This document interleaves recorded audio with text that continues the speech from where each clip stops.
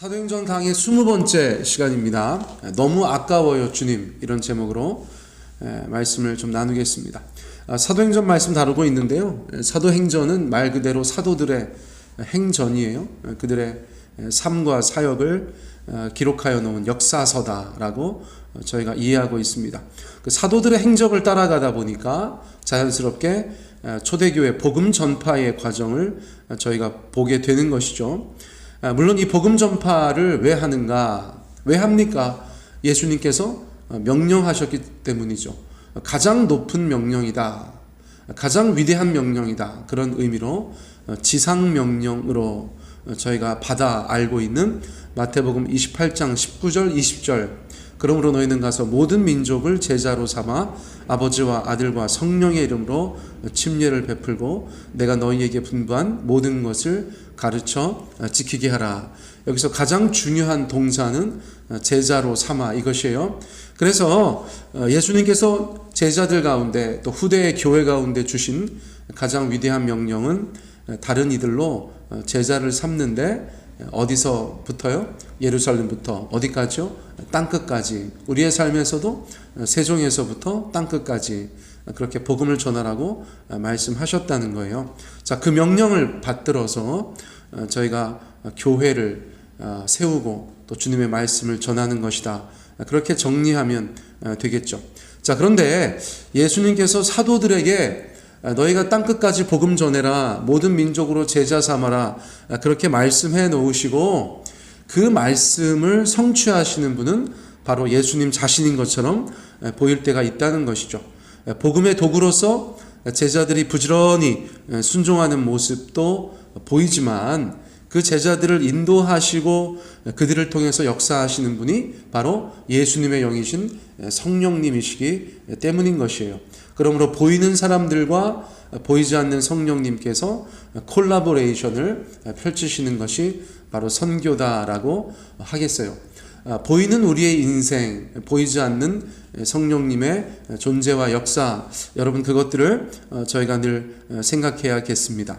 자, 언뜻 사도행전 6장까지의 상황은 그냥 교회가 계속해서 성장해 나아가는 것이죠. 안 되는 일이 없어요. 하나하나 너무 귀하고 은혜롭고 의미 있는 그런 일들이 반복되고 있었다는 것이죠. 자, 그러면 저희들이 거의 확실한 추측인데, 어떤 집단이나 공동체라도 계속해서 어떤 일이 잘 되면 무엇인가 초심을 잃고, 그렇죠? 무엇인가 교만에 빠질 수 있는 그런 확률이 높아지는 거예요. 선줄로 생각한 자 넘어질까 조심하라, 이런 말들이 얼마나 기가 막힌 말씀입니까? 여러분, 저나 여러분께서 어떤 존재로서 이 땅 가운데 살아가시는데 선줄로 생각하셨다면 넘어질까 조심하시기 바래요. 그리고 늘 겸손하게 주님 앞에서 첫사랑 또 초심을 견지하시면서 그렇게 살아가셨으면 좋겠어요. 초대교회도 교만해졌다 이런 말은 없지만 저희가 조금은 초심을 잃고 무엇인가 긴장을 풀지 않았는가, 그런 생각을 할 수 있는 정황들이 나타나고 있죠. 예수님께서 말씀하신 세계 선교가 너무나 또렷함에도 불구하고 예루살렘 교회는 밖으로 나갈 생각을 하지 않고 있다는 것이에요. 사실 여기가 좋사오니, 이런 말들은 제자들이 옛날부터 했던 말들이죠.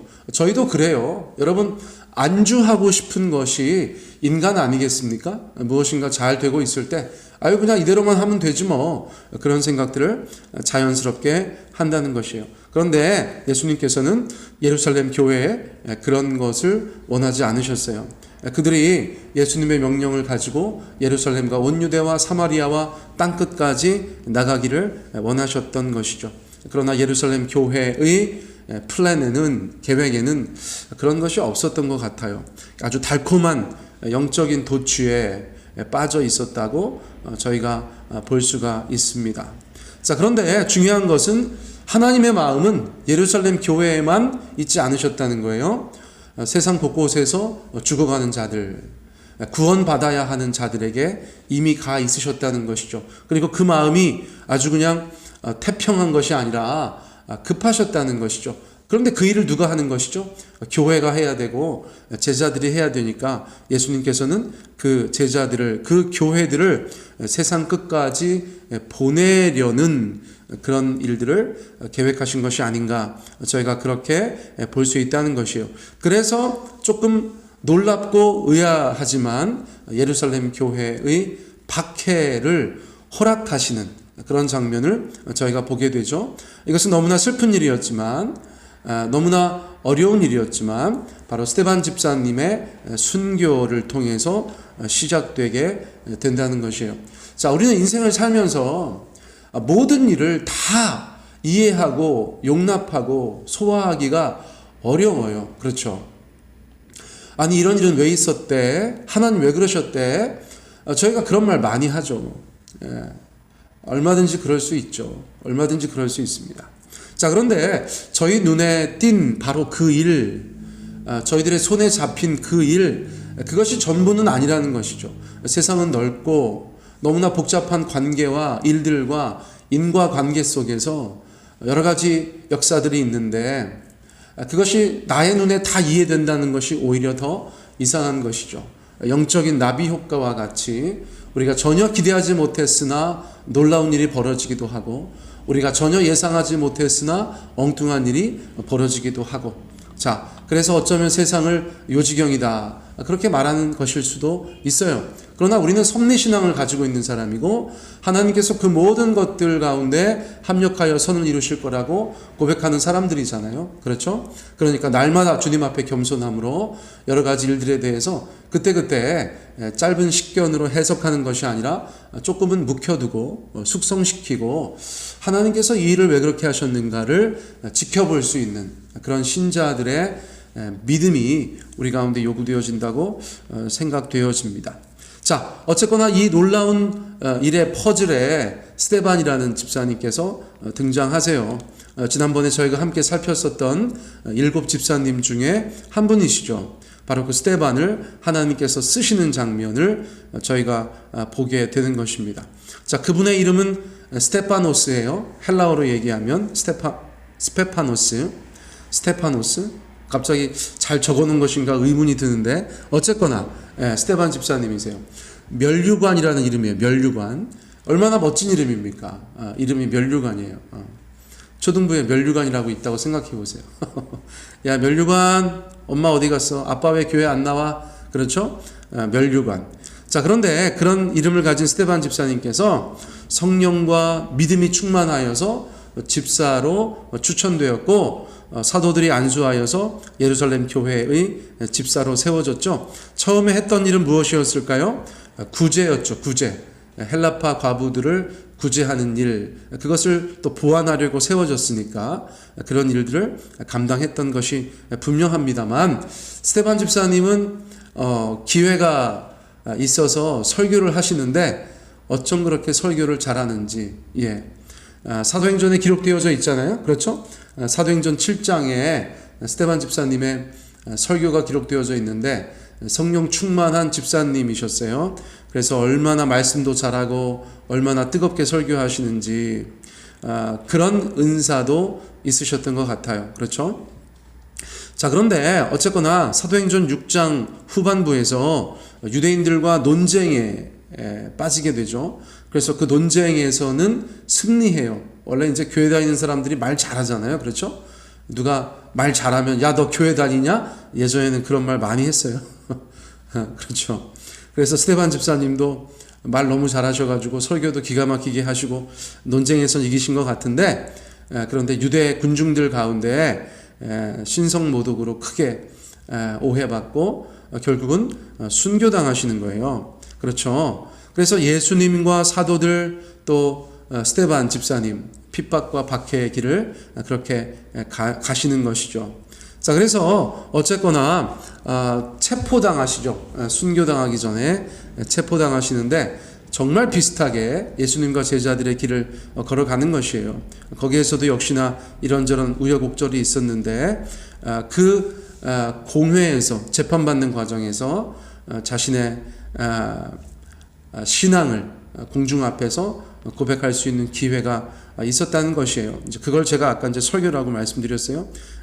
7장 1절에서 53절까지, 7장 1절에서 53절까지 설교 부분이니까 그냥 읽으면 그것이 설교니까, 또 설교를 설교하기가 그러니까 저는 그냥 넘어가겠습니다. 여러분들 나중에 7장 한번 꼭 읽어보시면 좋겠어요.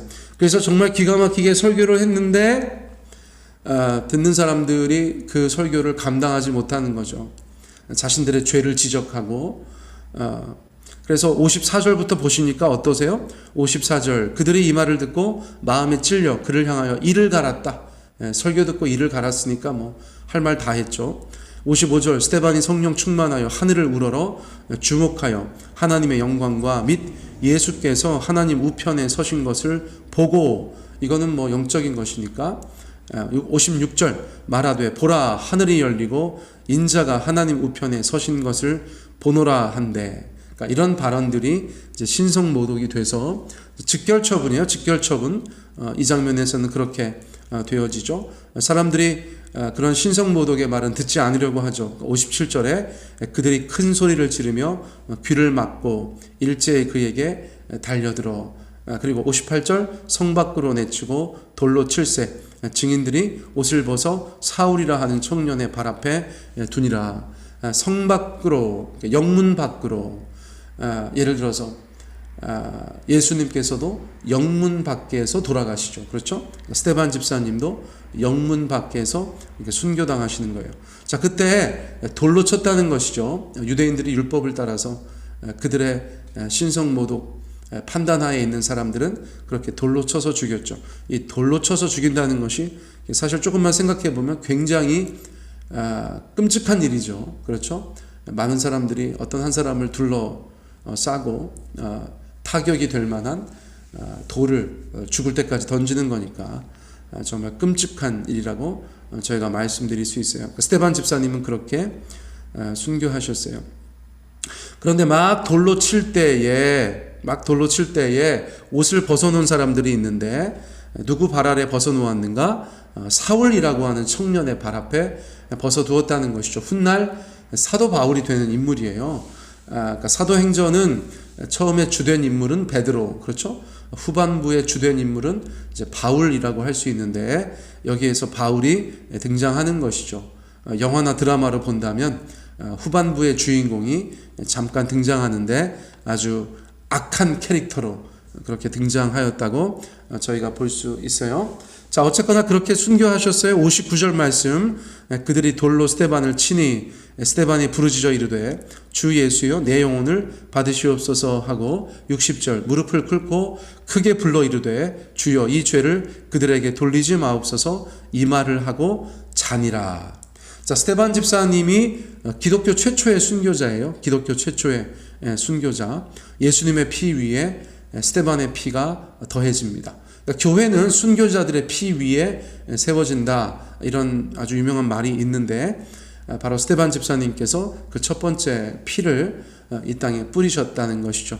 교회가 어쩌면 더 든든하게 서가는 것에 있어서 그런 영적 밑거름이 되었다, 저희가 그렇게 볼 수 있어요. 거짓 증인들에 의해서 신성모독이라는 죄명으로 처형이 집행되는 동안 기도하시는데, 어떻게 기도하셨어요? 자신을 죽이려는 자들을 용서하는 기도를 하셨어요. 또 영혼을 주께 의탁하는 기도, 내 영혼을 아버지께 맡깁니다, 이런 기도를 하셨다는 거예요. 자, 무엇이 생각나세요? 어떤 장면이 오버랩 되세요? 그렇죠. 예수님께서 십자가에 달려 돌아가실 때 아버지여 저들의 죄를 사하여 주옵소서, 자기들이 하는 일을 알지 못합니다. 또 아버지 내 영혼을 아버지께 부탁하나이다. 그리고 숨을 거두시는 그 모습이 정확하게 겹쳐지는 것을 저희가 보게 되는 것이죠. 스데반 집사님은 예수님의 제자다, 예수님의 참된 제자다라고 저희가 생각할 수가 있는 것이에요. 자, 그런데 이 죽음 자체는 너무 안타까운 것이죠. 이 주님께서 스데반 집사님을 이렇게 일찍 데려가시나 그런 생각이 든다는 것이에요. 그는 영적으로 또 인간적으로 너무나 신실하고 성실하고 흠모할 만한 그런 사람이잖아요. 그런데 주님, 뭐가 그렇게 급하셔서 우리 스데반 집사님을 이렇게 일찍 데려가셨습니까? 저희는 그렇게 물을 수 있다는 것이에요. 그런데 우리가 미처 생각하지 못한 영적인 나비 효과가 발생하게 된다는 것이죠. 앞서 말씀드렸던 그것입니다. 무엇입니까? 세계 선교가 시작된다는 거예요. 세계 선교가 시작된다는 거예요. 예루살렘에서 한 집사가 죽었는데 세계 선교가 이루어져요. 여러분, 이것을 누군들 상상이나 했겠습니까? 누군들 예상할 수 있었겠습니까? 그런데 그런 일들을 하나님께서 이루어 가신다는 거예요. 스데반 집사님이 마지막에 본 것은 무엇입니까? 하나님의 영광과 예수님의 모습이죠. 스데반 집사님은 어디 가셨어요? 하나님의 나라에 가셨어요. 이 땅에서는 비참하게 피를 흘려 순교하셨지만 스데반 집사님께서는 그렇게 존재가 마감된 것이 아니라 하나님 나라에 들어가셨다는 것이죠. 자, 그분은 그런 복을 받으셨어요. 그리고 이 땅에서는 하나님께서 의도하신 놀라운 역사가 벌어지게 되었다는 것이에요. 그리고 나서 그 복음의 물꼬가 한번 터지자 예루살렘과 온 유대와 사마리아와 땅끝까지 거세게 흘러가는 것을 교회 역사를 통해서 저희들은 확인할 수 있다는 것이에요. 댐에 가득했던 생명수가 뚝이 터지고 온 지면을 삼킬 듯이 쏟아져 내려가는 것처럼 예루살렘 교회 안에 응축되어져 있던 복음의 기운이 온 세상으로 퍼져가는 것들을 저희가 보게 된다는 것입니다. 스데반의 순교는 잘못된 것이 아니다. 이 땅에서의 삶을 마감하고 천국에 갔으나 그가 우리의 삶에 우리의 눈에 보이는 것과 같이 그렇게 마감된 삶이 아니다. 스데반은 예수님 품에 있고 예수님은 그를 일어나서 맞이하셨다. 그리고 세계 선교를 시작하셨다. 우리가 그런 큰 그림으로 볼 수 있어야겠다는 것입니다. 예전에 제가 한번 말씀드렸는데 제 가까운 후배 중에 순교자라는 이름을 갖게 된 형제가 있어요. 윤배영 순교자, 윤배영 선교사였는데요. 인도네시아에 단기 선교 갔다가 그곳에서 소천하였어요. 그곳에서 소천하였습니다. 당시 30이 되지 않은 그런 젊은 청년이었는데 제 후배라고 드리는 말씀이 아니고 정말 신실한 형제예요. 정말 신실한 형제예요. 얼마나 경건한지. 저는 저보다 8살인가 그렇게 어린 후배였는데 그 형제 볼 때마다 조금은 경건해지는, 숙연해지는, 점잖아지는 그런 후배였어요. 그런데 어느 날 갑자기 교회로 전화가 왔죠. 우리 윤병 형제가 인도네시아에서 순교했다. 그런 이야기를 듣게 되었어요. 너무나 놀랐죠. 너무나 슬펐어요. 우리 윤병 형제의 장례식은 지금도 기억이 나요. 그 젊고 신실하고 전도 유망했던 목회 지망생 또 선교 준비생의 그 죽음 앞에 정말 많은 사람들이 망연자실했었죠. 어쩌면 스데반 집사님의 순교와 비슷한 것입니다. 그런데 제가 시간 관계상 그것을 장황하게 말씀드릴 수는 없지만 여러분, 정말 스데반 집사님의 순교처럼 예수님께서 우리 윤배영 순교자의 그 죽음을 통해서 정말 놀라운 일을 많이 행하셨거든요. 여러분, 저는 아주 작은 모양이지만 현대판 스데반의 순교를 보았다고 감히 말씀드릴 수가 있어요.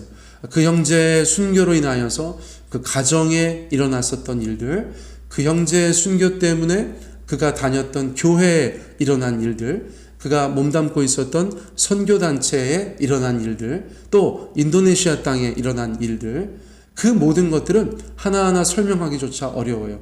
제가 언젠가 한번 정리해 봤더니 정말 많은 나비 효과가 또 놀라운 일들이 그 죽음 이후에 일어나게 됐었다는 것이죠. 어느 것 하나 슬프거나 비참하거나 참담한 것이 아니고 너무나 기쁘고 너무나 소망이 넘치고 너무나 의미 있고 너무나 은혜로운 그런 간증들이 넘쳐나게 됐었다는 것이에요. 우리는 이런 일들 앞에서 우리의 작은 가슴으로 또 우리의 작은 머리로 이해하려고 애쓰다가 결국 포기하기도 하지만 하나님께서 가지고 계신 그 놀라운 계획이 있으심을 한순간도 잊어서는 안 될 것이에요. 그때 그 윤배영 선교사의 어머니께서 그 아들의 죽음 앞에서 처음에는 너무 아까워요 주님, 우리 배영이 너무 아까워요 주님, 그 말을 연발하시다가 나중에는 결국 주님께서 행하신 일들을 보고 하나님의 주권을 인정하고 주님 앞에 순교하여서 그 어머니조차 목회의 길을 기쁨으로 가시게 되었었던 일들을 기억하고 있습니다. 사랑하는 성도님들, 우리가 인생을 살다 보면 정말 이해할 수 없는 일들이 있어요. 그럴 때 너무 아깝다고 주님 앞에 울고불고 원망하고 낙심할 수도 있지만 하나님께서 그런 일들을 통해서도 놀라운 일들을 행하신다는 것을 믿음으로 인정하고 그 기간들을 주님 앞에 온전히 드리며 하나님 앞에 결국은 그 진흙에서 연꽃이 피듯 우리의 삶의 어려운 일들 속에서 하나님의 놀라운 역사들이 열매 맺게 되시기를 예수님의 이름으로 축복합니다.